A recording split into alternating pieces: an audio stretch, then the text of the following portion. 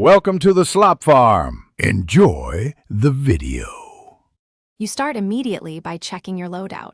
Equip the taser and impact gadgets, plus explosive gel for breaking armor.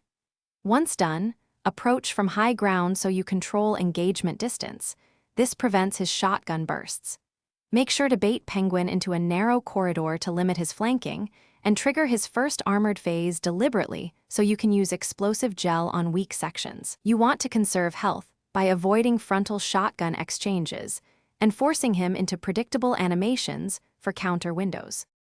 Once Penguin's armor is disrupted, you detonate explosive gel to stagger him, then close quickly.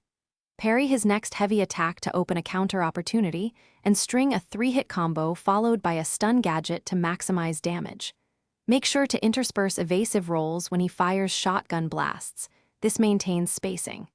If he switches to bomb throws, prioritize gadget interrupts and reposition behind cover. Keep pressure consistent so he can't reset his armor phase. This is how you finish him by using a remote batarang to interrupt any ultimate attack, then close with heavy counters and a final stun.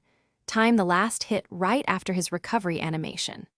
Once done, apply melee finishes only when his shield is down, because hitting armored frames wastes resources. If things go wrong and you get overwhelmed, fall back to high ground heal and rebait him into the narrow corridor to reset his aggression. This simple reset often breaks cycles that otherwise feel unbeatable. Thanks for watching. Consider subscribing if we helped you today.